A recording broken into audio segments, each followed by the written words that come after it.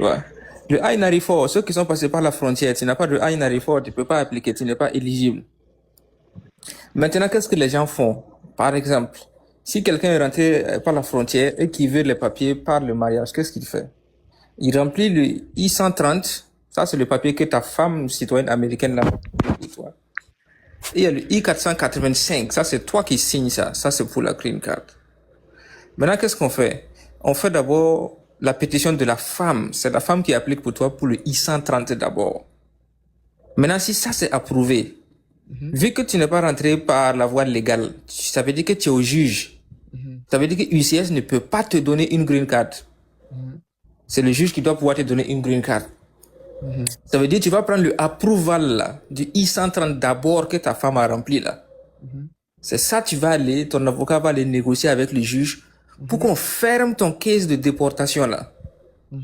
Et quand on ferme ton case de déportation là, le juge maintenant va donner le pouvoir à UCS de traiter ton dossier là, de I-485 là. Mais maintenant, comme tu es rentré illégalement et que tu es resté sur le sol américain, ça veut dire que tu as déjà commis, comment on appelle ça là, en tout cas tu es en faute, tu es en erreur, donc il faut un pardon. Il y a ce qu'il faut un waiver 601, ça s'appelle 601. Il faut c'est un pardon, c'est un papier qu'il faut appliquer, demander pardon pour être entré illégalement et être resté sur le territoire. Et quand tu gagnes ça, maintenant, tu vas sortir du territoire américain. Tu vas sortir du territoire américain, aller dans une ambassade américaine dehors pour aller passer une interview.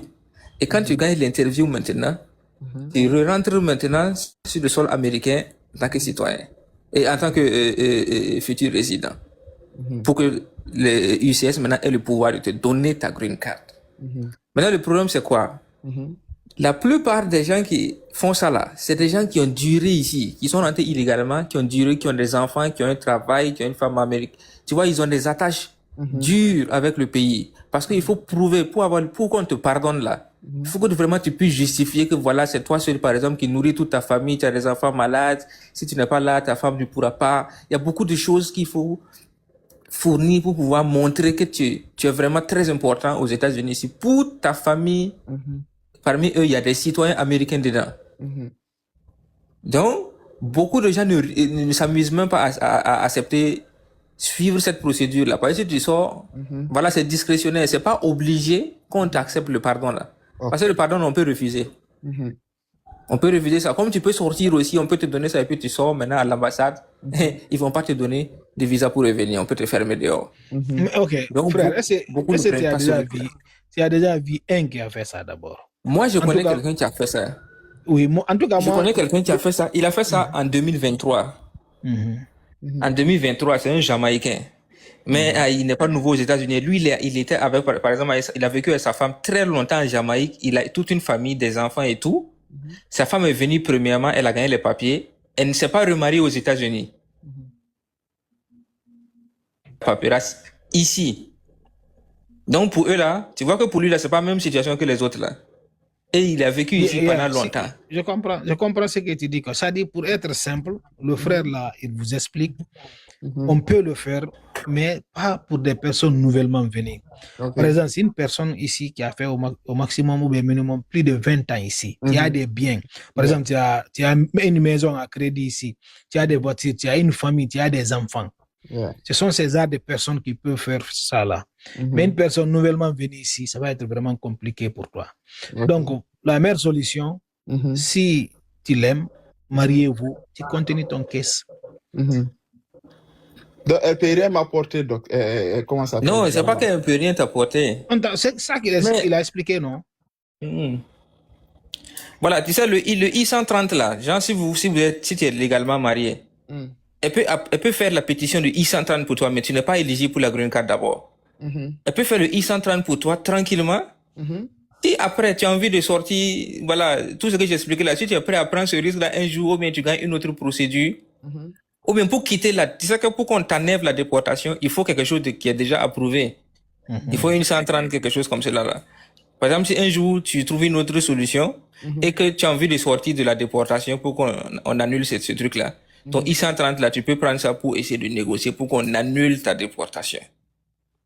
Tu vois? pas. Ce n'est pas, j'ai dit toujours aux gens de se marier. Ceux qui veulent se marier, voilà, faut jamais reculer à cause Moi, souvent, moi, du je papier. dis, mariez-vous, mais il faut poursuivre tes procédures. Yeah. C'est la meilleure solution, hein, parce que la demande d'asile, si ça dure, au maximum dans 2 ou 3 ans, comme ça, tu as fini avec ça. Oui, c'est mois prochain, même février, qui est mon jugement. Mois prochain, là, Inch'Allah. Dernier jugement. Dernier jugement. Yeah, dernier, parce que je mon sais pas. frère, non. Yeah. Donc, peut-être on peut te donner, mais avec, etc., avec le 8 holdings. Par exemple, souvent aussi, les gens me demandent, avec le 8 holdings, si on peut se marier. Mhm.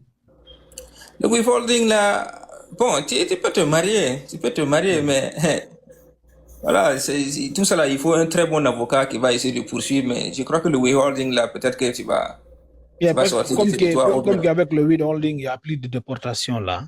On a Oui. déjà cassé la vie. Là, je crois que si tu as le 8 holding là, quand même, tu peux te marier. Okay. Oui, mais c'est pas aussi simple, c'est pas aussi direct comme quelqu'un qui n'a pas tous ces trucs là. Puisque le withholding là, tu as toujours la déportation, hein. On n'a pas enlevé, hein. Le withholding, ça veut dire tout simplement, tu as la déportation, mais nous décidons de ne pas te déporter pour l'instant. C'est comme si c'était deferred action. Le withholding, tu as toujours la déportation. On t'a pas donné l'asile, tu n'es pas éligible pour l'asile. Mais on sait que vraiment tu as un risque que quelque chose t'arrive dans ton pays. D'accord. Donc nous, on va te protéger pour l'instant. Tu es déportable à tout moment, mais tant que nous, on n'a pas décidé, on va pas te chasser. Ou bien Sinon, toi, tu décides de rentrer librement. Voilà. Ou bien si un jour il se lève et puis il trouve un pays, ils disent que là-bas, là, c'est bien pour toi. Tu vas pas aller dans ton pays, mais là-bas, là, c'est bien pour toi. Ils peuvent décider de t'envoyer là-bas. Ok, dernière question. Maintenant, tout ce que vous m'avez expliqué là, j'ai compris ça, mais il y a une partie que j'ai pas compris. Si je me marie avec la femme là, bien sûr qu'elle peut pas m'accorder la green card parce que je suis pas éligible de ça. Mais est-ce que ça peut que je peux vivre ici tranquillement sans enlever déportation? Non. Est-ce qu'elle peut me protéger de ça? Voilà, bon, je t'explique. Le papier que j'ai dit, le I-130, la Petition for Alien Relative, là, ça, tu peux utiliser ce papier-là pour essayer de négocier à l'immigration pour qu'on annule ta déportation, parce que tu es en déportation actuellement. Dès que tu es chez le juge, tu es en déportation. Pour qu'on annule ça. Mais si on annule ça, le problème c'est quoi? Tu vois les gens qu'on attrape au jugement à chaque fois à la cour là. Oui. Pour qu'on les attrape. C'est parce que dès qu'ils arrivent là, l'avocat ou bien le procureur du gouvernement demande au juge, voilà, c'est nous on a dit de le déporter, c'est nous aujourd'hui on dit faut plus le déporter, faut annuler le case de déportation là, nous on abandonne. Et puis il dit au juge, faut accepter. Donc le juge te regarde, si le juge te moyen et puis tu n'as pas d'avocat, il dit ok, j'annule. Quand il annule là, tu n'as aucun dossier, ça veut dire que tu n'as plus rien à l'immigration.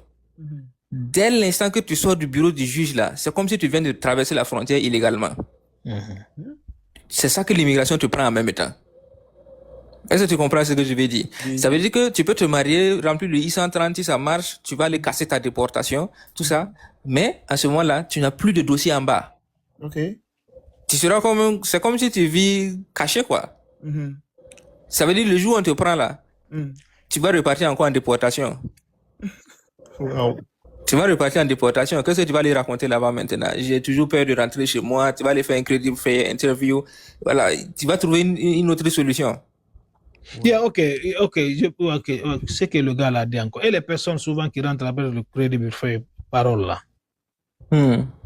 Non, ceux qui rentrent avec, si tu as fait crédit fait et puis on t'a donné une parole ou bien on t'a donné une parole en rentrant, tu es éligible pour faire le truc là, le mariage pour gagner les papiers.